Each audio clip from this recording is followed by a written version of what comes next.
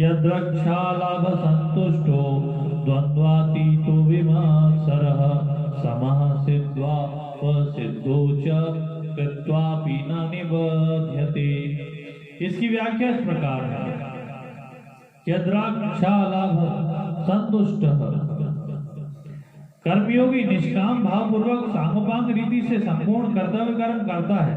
फल प्राप्ति का उद्देश्य न रख कर कर्म करने पर फल के रूप में उसे अनुकूलता या प्रतिकूलता, लाभ या हानि, मान या अपमान, स्तुति या निंदा आदि जो कुछ मिलता है उसे उसके अंतःकरण में कोई असंतोष पैदा नहीं होता। जैसे वह व्यापार करता है तो उसे व्यापार में लाभ हो अथवा हानि, उसके अंतःकरण पर इसका कोई असर नहीं पड़ता। विमत्सरः पद अलग से देने का भाव यह है कि अपने में किसी प्राणी के प्रति किंचित मात्र भी ईर्ष्या का भाव न आ जाए। इस विषय में कर्मयोगी बहुत सावधान रहता है। द्वंद्वातीतो, कर्मयोगी लाभ हानि, मान अपमान, स्तुति निंदा, अनुकूलता प्रतिकूलता, सुख दुख आदि में द्वंद्वों से अतीत होता है। इसलिए उसके अंतःकरण में उन द्वंद्वों से होने वाले राग द्वेष हर्ष शोक आदि का विकार नहीं होते। सिद्धो च, किसी भी कर्तव्य कर्म का निर्विघ्न पूर्वक हो जाना सिद्धि है और किसी प्रकार के विघ्न बाधा के कारण उसका पूरा न होना असिद्धि है। कृत्वापि न निबध्यते, यहाँ कृत्वापि पदों का तात्पर्य है कि कर्मयोगी कर्म करते हुए भी नहीं बनता, फिर कर्म न करते हुए बंधने का प्रश्न ही पैदा नहीं होता। वह दोनों अवस्थाओं में निर्लिप्त रहता है। तीसरे अध्याय के 9वें श्लोक के पूर्वार्ध में भगवान ने व्यतिरेक रीति से कहा था कि यज्ञ से अतिरिक्त कर्म मनुष्य को बांधते हैं। अब 23वें श्लोक के उत्तरार्ध में उसी बात को अन्वय रीति से कहते हैं।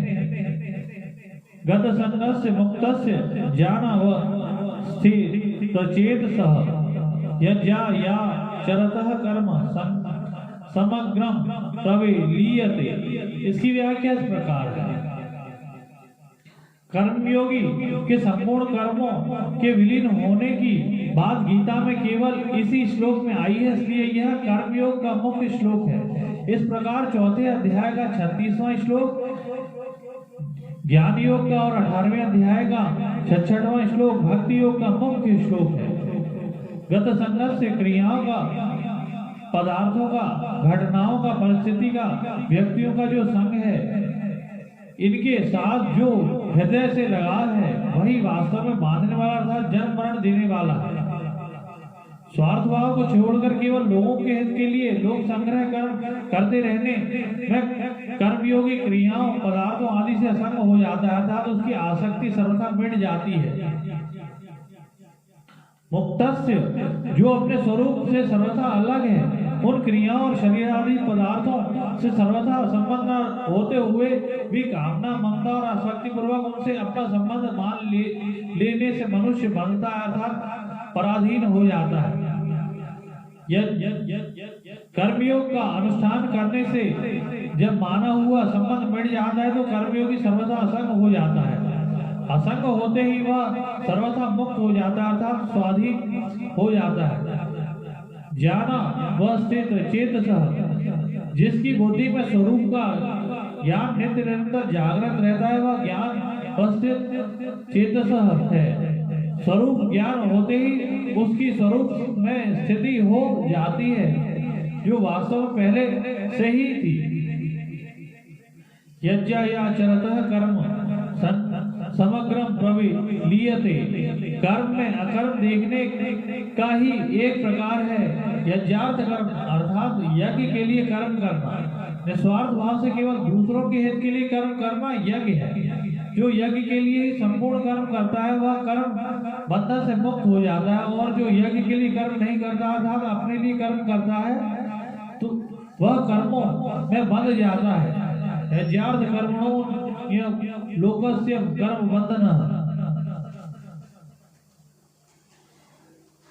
पुरुष लोक में भगवान ने बताया कि यज्ञ के लिए कर्म करने से संपूर्ण कर्म विलीन हो जाते हैं। साधकों की रुचि, विश्वास और योग्यता की भिन्नता के कारण साधन भी भिन्न भिन्न प्रकार के होते हैं। इसलिए अब आगे के 7 श्लोकों में भगवान भिन्न भिन्न प्रकार के साधनों का यज्ञ रूप से वर्णन करते हैं। ब्रह्मार्पणम ब्रह्म हविर ब्रह्माग्नो ब्रह्मणाहुतम ब्रह्मेव तेन गंतव्यम ब्रह्म कर्म समाधिना। इसकी व्याख्या इस प्रकार है। यज्ञ में आहुति मुख्य होती है। वह आहुति तब पूर्ण होती है जब वह अग्नि रूप ही हो जाए, अर्थात हव्य पदार्थ की अग्नि से अलग सत्ता ही न रहे। इस प्रकार जितने भी साधन है वह साध्य रूप हो जाए, तभी वे यज्ञ होते हैं। ब्रह्मार्पण ब्रह्म हवि, जिस पात्र से अग्नि में आहुति दी जाती है वह इच्छुक शुभा आदि को अर्पण पद से कहा गया है।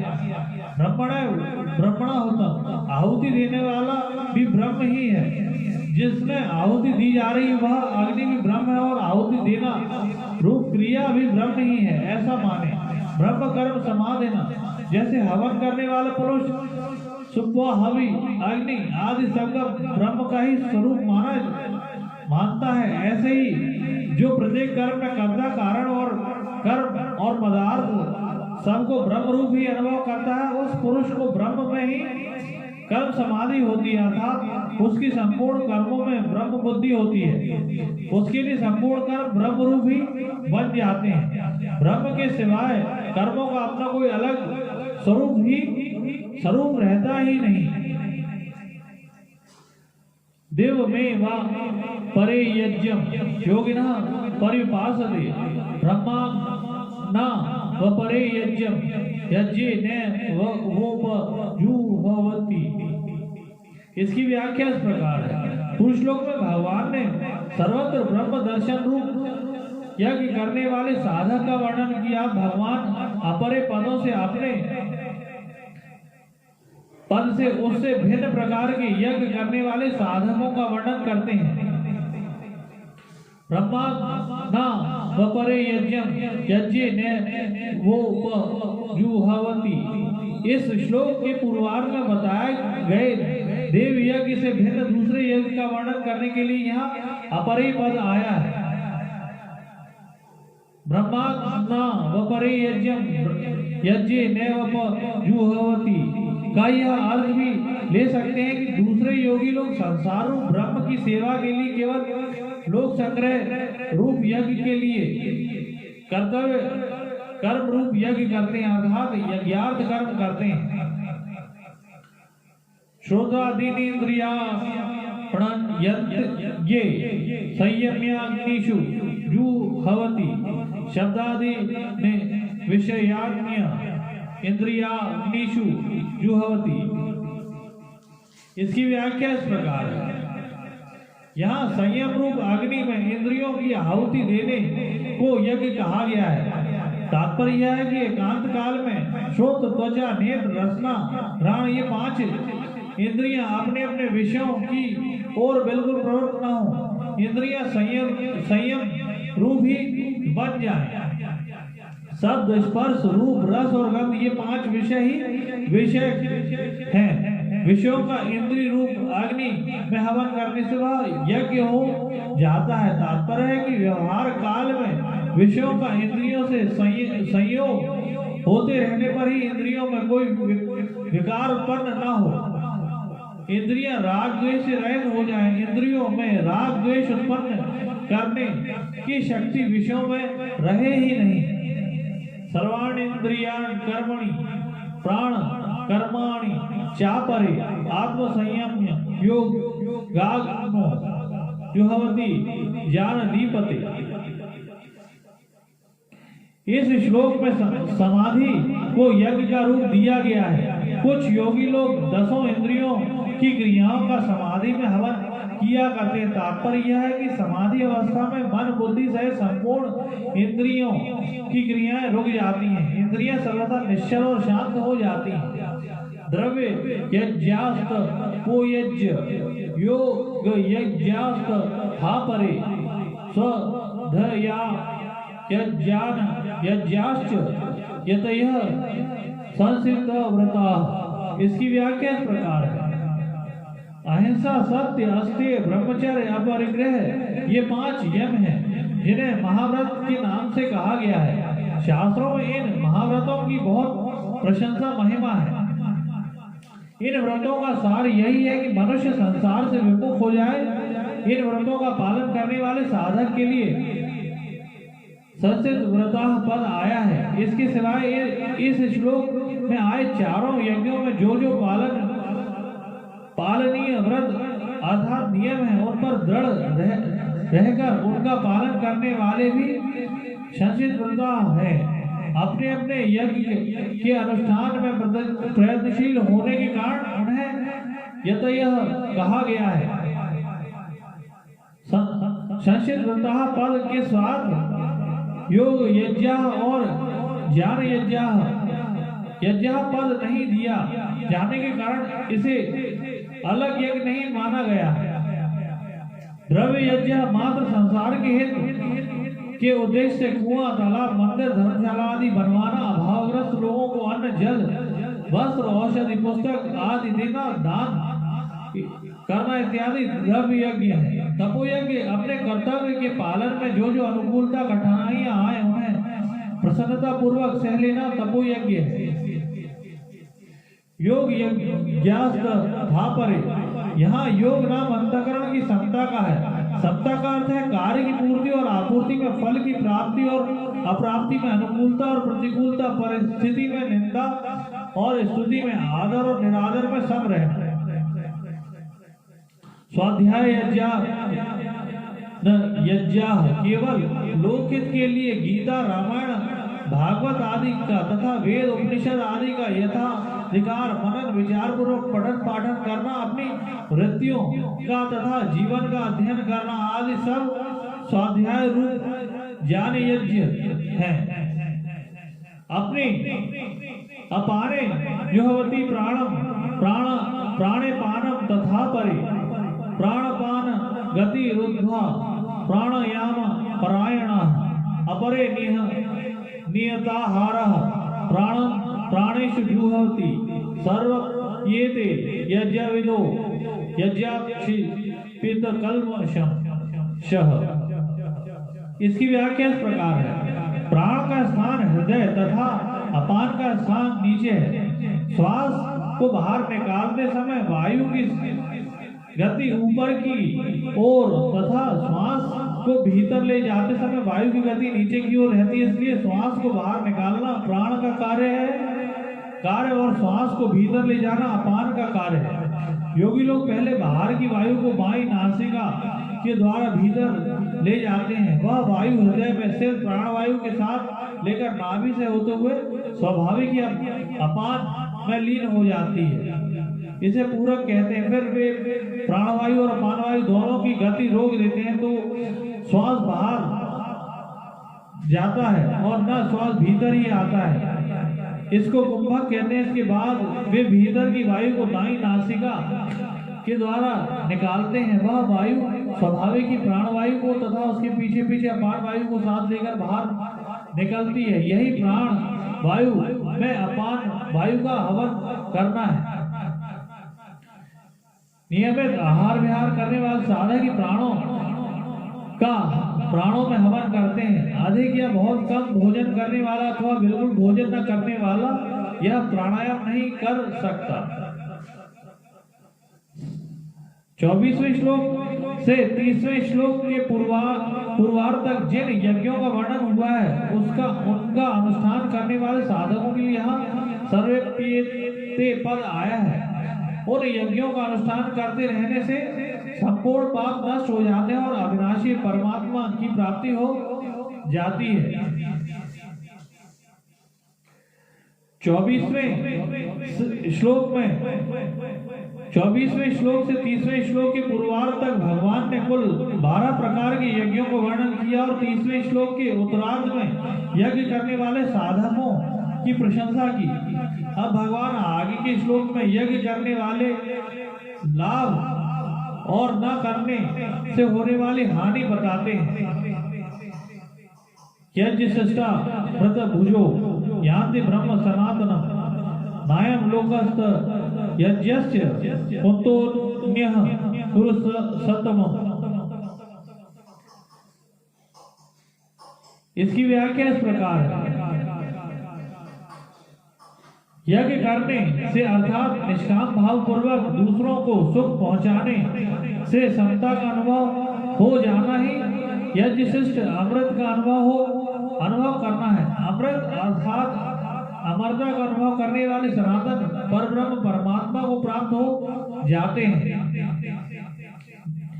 जैसे तीसरे अध्याय के 8वें श्लोक में भगवान ने कहा कि कर्म न करने से तेरा शरीर निर्वाह भी सिद्ध नहीं होगा, ऐसे ही यहाँ कहते हैं कि यज्ञ न करने से तेरा यह लोक भी लाभप्रद नहीं रहेगा। फिर परलोक का तो कहना ही क्या है। केवल स्वार्थ भाव से कर्म करने से इस लोक में संघर्ष उत्पन्न हो जाएगा और सुख शांति भंग हो जाएगी तथा परलोक में कल्याण भी नहीं होगा।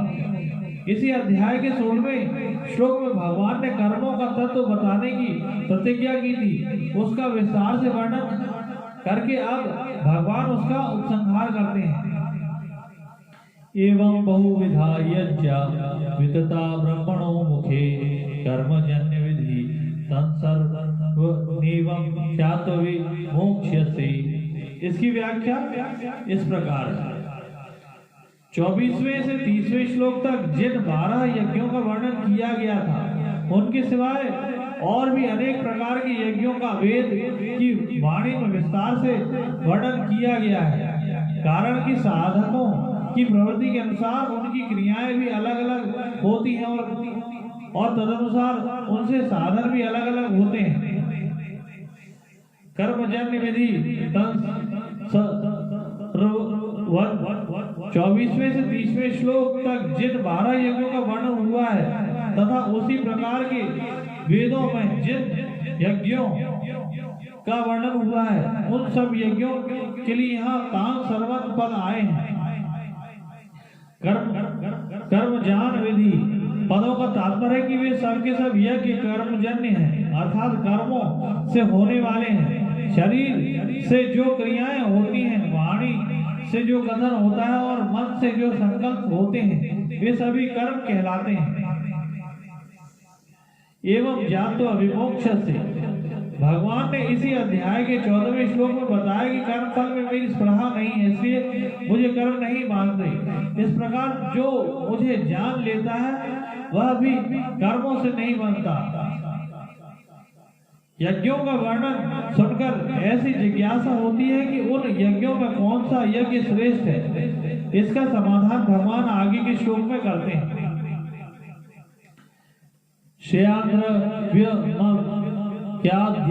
यज्ञान यज्ञ परतप सर्वं कर्मखिलं पार्थ जाने परि समाप्यते।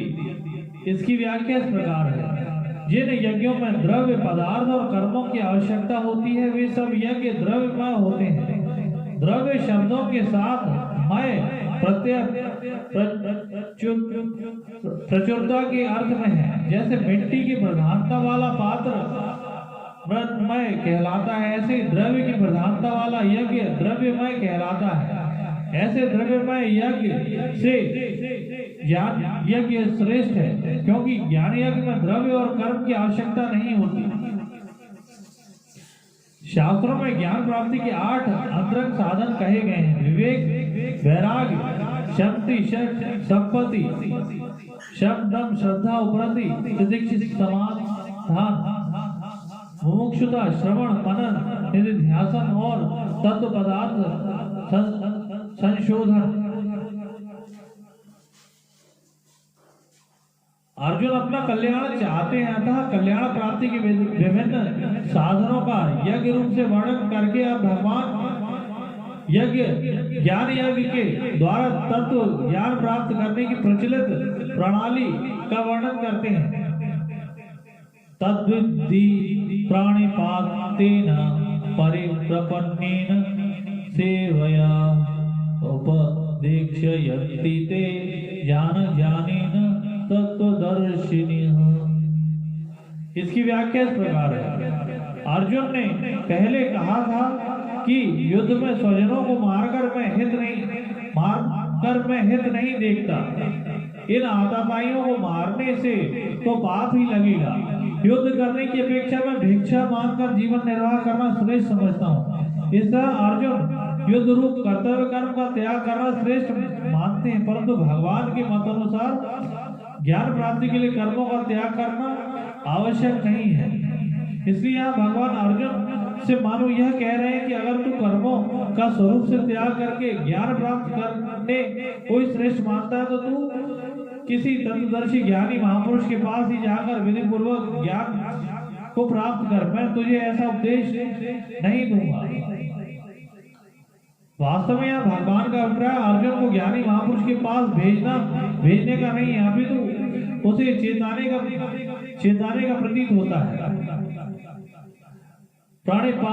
तेन ज्ञान प्राप्ति के लिए गुरु के पास जाकर उन्हें साष्टांग दंडवत प्रणाम करें। तात्पर्य यह है कि गुरु के पास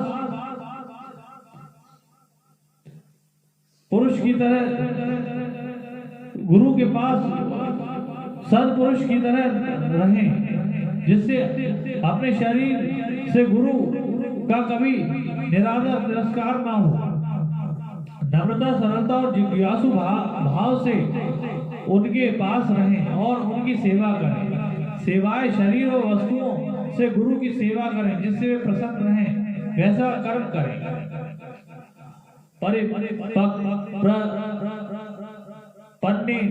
परिपक्वने केवल परमात्मा तत्व को जानने के लिए जिज्ञासु भाव से सरलता और विनम्रता पूर्वक गुरु से प्रश्न करें। ज्ञानम महापुरुष को दंडवत प्रणाम करने से, उनकी सेवा करने से और उनसे सरलता पूर्वक प्रश्न करने से तुझे तत्व ज्ञान का उपदेश देंगे। तत्व ज्ञान प्राप्त करने की प्रचलित प्रणाली का वर्णन करके भगवान आगे 35वें 36वें और 37वें श्लोक में तत्व ज्ञान का वास्तविक महत्व बताते हैं। यज्ञात्वा न पुनर्मोह मेवम यज्ञसी पांडव येन भूतन्य शेषेण रक्षस्यात्म मन्यतो मयि। इसकी व्याख्या इस प्रकार है। पुरुष लोक में भगवान ने कहा कि वे महापुरुष तेरे को तत्व ज्ञान का उपदेश देंगे, परंतु उपदेश सुनने मात्र से वास्तविक बोध अर्थात स्वरूप का यथार्थ अनुभव नहीं होता और वास्तविक बोध का वर्णन भी कोई नहीं कर सकता, कारण कि वास्तविक बोध कारण निरपेक्ष अर्थात मन, वाणी आदि से परे है। अथोमयी तत्व ज्ञान प्राप्त करने की प्रचलित प्रक्रिया है। उसी के अनुसार भगवान कह रहे हैं, गुरु से विधि पूर्वक ज्ञान प्राप्त करने पर साधक पहले अपने स्वरूप में संपूर्ण प्राणियों को देखता है। वह त्वम पद का अनुभव, यह त्वम पद का अनुभव हुआ, फिर वह स्वरूप को तथा संपूर्ण प्राणियों को एक सच्चिदानंद घन परमात्मा में देखता है। यह तत्पद का अनुभव हुआ। इस तरह उससे पहले त्वम का और फिर तत्व परमात्मा तत्व के साथ तत्व की एकता का अनुभव हो जाता है।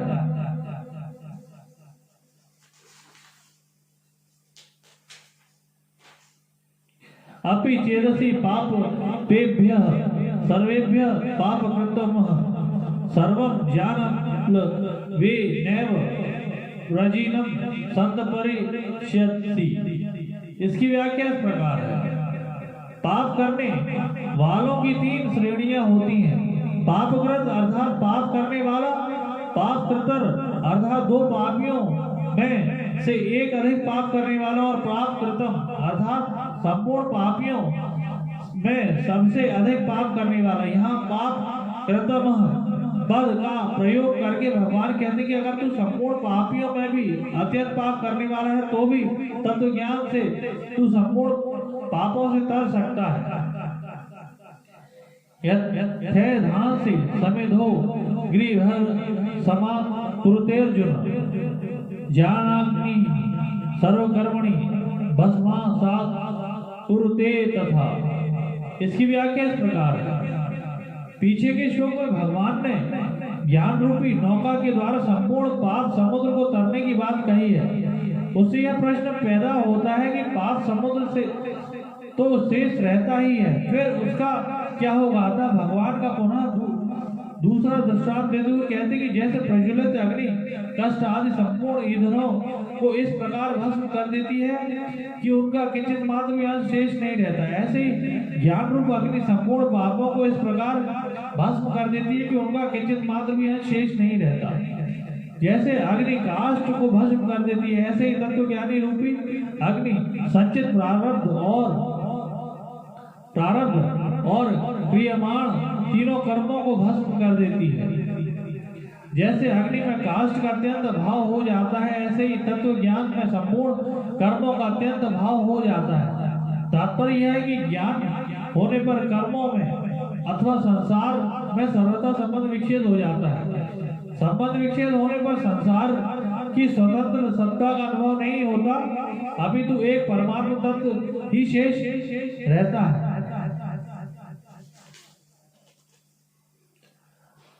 नहीं जानेन सदृशम पवित्र इह विद्यते तत्वस्वम योग संसिद्धि काले नात्मनि विन्दति।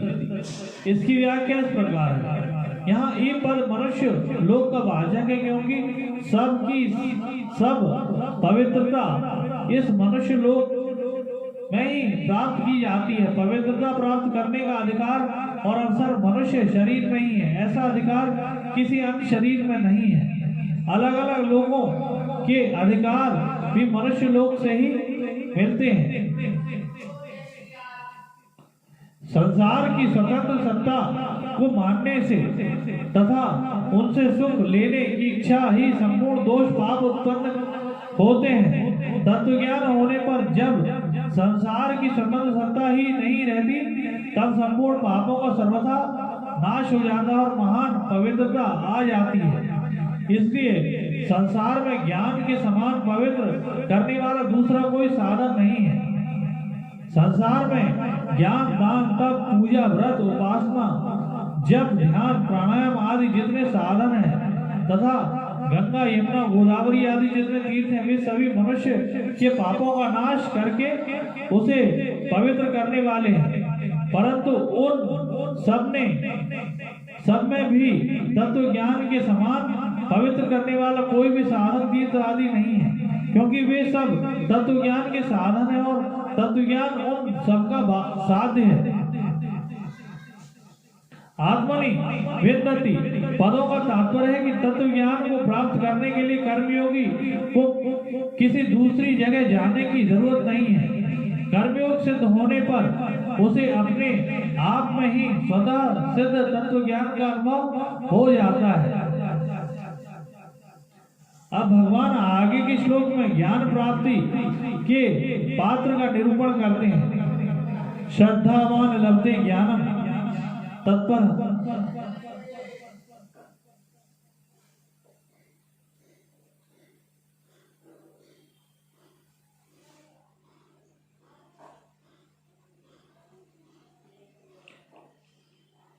अब भगवान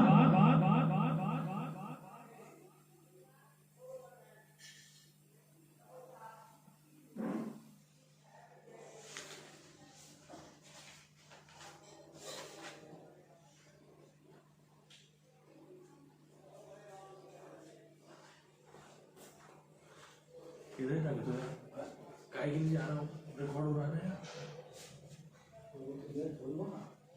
तुम यार उधर ही नहीं रख पा रहे थे।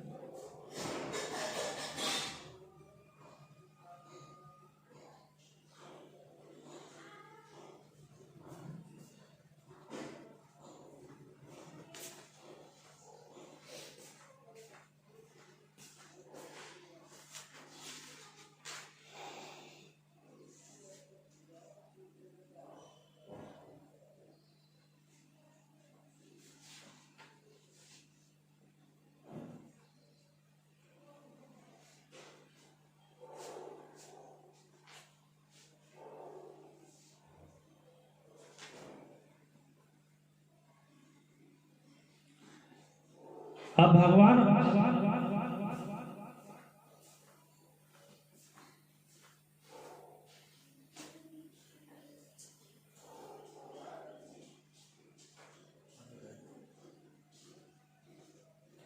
भगवान आगे के श्लोक में ज्ञान प्राप्ति के पात्र का निरूपण करते हैं। श्रद्धावान लब्धे ज्ञानम तत्परः संयतेन्द्रियः ज्ञानम लब्ध्वा परम शांति चिरेणाधिगच्छति। इसकी व्याख्या इस प्रकार है। इस श्लोक में श्रद्धावान पुरुष को ज्ञान प्राप्त होने की बात आई है। अपने में श्रद्धा कम होने पर भी मनुष्य भूल से अपने को अधिक श्रद्धा वाला मान सकता है। इसलिए भगवान ने श्रद्धा की पहचान के लिए दो विशेषण दिए हैं, और संयतेन्द्रिय और तत्पर।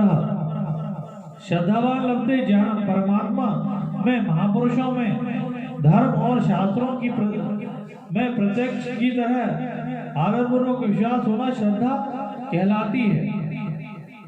संसार प्रतिक्षण ही जा रहा है, एक क्षण भी टिकता नहीं है, उसकी सतत सत्ता है ही नहीं, केवल परमात्मा की सत्ता से ही सत्तावान दिख रहा है। इस तरह संसार की सतत सत्ता को न मानकर एक परमात्मा की सत्ता को मानना श्रद्धा है। ऐसी श्रद्धा होने पर तत्काल ज्ञान हो जाता है। जो ज्ञान प्राप्ति का अपात्र है, ऐसे विवेकी संशयात्मा मनुष्य की भगवान आगे के श्लोक में निंदा करते हैं। अज्ञश्च श्रद्धान नश्च संशयात्मा विनश्यति नायम लोकस्ति न परो न सुखम संशयात्मनः। इसकी व्याख्या इस प्रकार है। जिस पुरुष का विवेक अभी जागृत नहीं हुआ है और जितना विवेक जागृत हुआ है उसका महत्व नहीं देता, उसको महत्व नहीं देता, साथ ही जो अश्रद्धालु है, ऐसे संशययुक्त पुरुष का परमार्थिक मार्ग में पतन हो जाता है। कारण कि संशययुक्त पुरुष की अपनी बुद्धि तो प्रकृत शिक्षा रहित और दूसरों की बात का आदर नहीं करता, फिर ऐसे पुरुष के संशय कैसे नष्ट हो सकते हैं? संशय नष्ट हुए बिना उसकी उन्नति भी कैसे हो सकती है? नायम लोकस्ति न परो न सुखम संशयात्मनः। इस श्लोक में ऐसे संशयात्मा मनुष्य का वर्णन है जो अज्ञ और श्रद्धालु है। तात्पर्य यह है कि भीतर संशय रहने पर भी उस मनुष्य की ना तो विवेकवती बुद्धि है और ना वह दूसरों की बात ही मानता है, इसलिए उस संशयात्मा मनुष्य का पतन हो जाता है। उसके लिए ना यह लोक है और ना परलोक है और ना सुख ही है।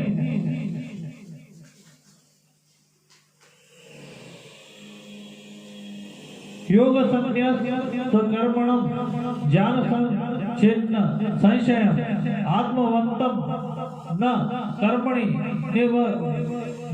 धनती धनंजय। इसकी व्याख्या इस प्रकार है। शरीर, इंद्रियां, मन, बुद्धि आदि जो वस्तुएं मिली हैं और हमारी दिखती हैं, वे सब दूसरों की सेवा के लिए हैं, अपना अधिकार जमाने के लिए नहीं। इस दृष्टि से जब उन वस्तुओं को दूसरों की सेवा में लगा दिया जाता है, तब कर्मों और वस्तुओं का प्रवाह संसार की ओर ही हो जाता है और अपने में स्वतः से सत्ता का अनुभव हो जाता है। इस प्रकार योग के द्वारा जिसने कर्मों से संबंध विच्छेद कर लिया है, वह पुरुष योग संन्यास्त कर्मा है। पुरुष लोक में भगवान ने बताया कि ज्ञान के द्वारा संशय का नाश होता है और सत्ता के द्वारा कर्मों से संबंध विच्छेद होता है। अब आगे के श्लोक में भगवान ज्ञान के द्वारा अपने संशय का नाश करके सत्ता में स्थित होने के लिए अर्जुन को आज्ञा देते हैं। तस्माद ज्ञान संभूतम हृदस्थम ज्ञानास्ति सीनात्मनः वैनम संशयम योग मति तिष्ठ भारत। इसकी व्याख्या इस प्रकार है। पुरुष लोक में भगवान ने यह सिद्धांत बताया कि जिसने समता के द्वारा समस्त कर्मों से संबंध विच्छेद कर लिया है और ज्ञान के द्वारा समता संशयों को नष्ट कर दिया है। उस आत्म परायण कर्मयोगी को कर्म नहीं मानते, अर्थात वह जन्म मरण से मुक्त हो जाता है। अब भगवान तस्मात् पदों से अर्जुन को भी वैसे ही जानकर कर्तव्य कर्म करने की प्रेरणा देते हैं। अज्ञान संभूत पद का भाव है कि संशय अज्ञान में अर्थात कर्मों और योग के तत्व को ठीक ठीक न समझने से ही उत्पन्न होता है। क्रियाओं और पदार्थों को अपना समझने अपना और अपने लिए मानना ही अज्ञान है। योग भारत अर्जुन अपने धनुष बाण का त्याग करके रथ के मध्य भाग में बैठ गए थे। उन्होंने भगवान से साफ कह दिया था कि मैं युद्ध नहीं करूंगा, ना युद्ध से ही। यहाँ भगवान अर्जुन को योग में स्थित होकर युद्ध के लिए खड़े हो जाने की आज्ञा देते हैं। यही बात भगवान ने दूसरे अध्याय के 48वें श्लोक में योगस्थः कुरु कर्मणि पदों से भी कही थी। योग का अर्थ समता है, समत्वम योग उच्यते। अपने स्वरूप को देखें तो उसमें समता स्वतः सिद्ध है। विचार करके प्रत्येक कर्म का आरंभ होता है और समाप्ति होती है। उन कर्मों का फल भी आदि और अंत वाला होता है, परंतु स्वरूप निरंतर ज्यों का त्यों रहता है। कर्म और फल अनेक होते हैं, पर स्वरूप एक ही रहता है। अतः कोई भी कर्म अपने लिए न करने से, किसी भी पदार्थ में अपना और अपने लिए न मानने से, जब क्रिया पदार्थों का संसार से संबंध विच्छेद हो जाता है, तब स्वतः सिद्ध समता का अपने आप अनुभव हो जाता है।